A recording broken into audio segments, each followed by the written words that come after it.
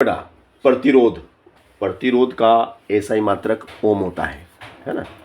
प्रत्येक चालक पदार्थ का अपना अपना एक प्रतिरोध होता है जो उसमें विद्युत धारा के प्रवाह का विरोध करता है ना। प्रतिरोध क्या है? किसी चालक पदार्थ का वह गुण, किसी चालक पदार्थ का वह गुण जो उसमें विद्युत धारा के प्रवाह का विरोध करता है, प्रतिरोध कहलाता है।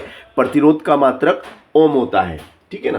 प्रतिरोध का मात्रक ओम होता है। चलो, ओजोन परत क्या है? ओजोन परत ऑक्सीजन, ऑक्सीजन की एक मोटी परत होती है।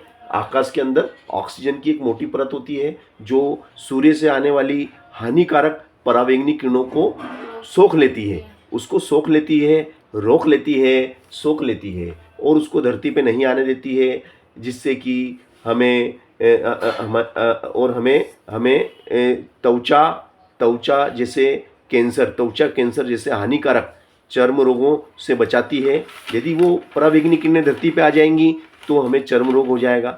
परावैंगनी किरणें बहुत घातक होती है, बहुत हानिकारक होती है, वो हमारे शरीर के तंत्रिका तंत्र को जला सकती है।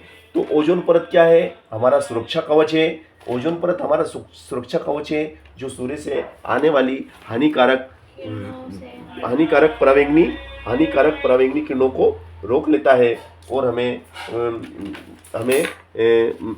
बचाता है ना। गैल्वेनीकरण क्या है? गैल्वेनीकरण एक ऐसी प्रक्रिया है जिसमें लोहे की धातु पर जिंक की परत चढ़ा दी जाती है। किसकी?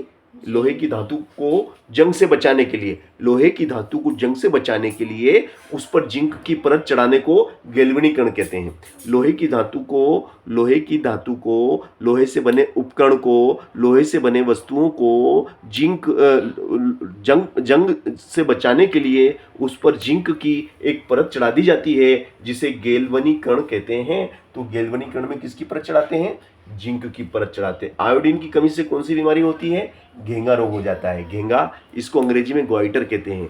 घेंगा रोग आयोडीन की कमी से होता है, इसलिए हमें आयोडीन युक्त नमक खाना चाहिए। हमारे नमक में आयोडीन की मात्रा होना चाहिए। अब जो संतान अगर होती है ना, जो संतान होती है वो संतान नर है या मादा है ना, लड़का है कि लड़की है, तो इसका ये कैसे पता चलता है? उसके गुणसूत्रों से, है ना। एक्स और वाई गुणसूत्र मिलते हैं तो नर यानी लड़का, नर संतान का जन्म होता है।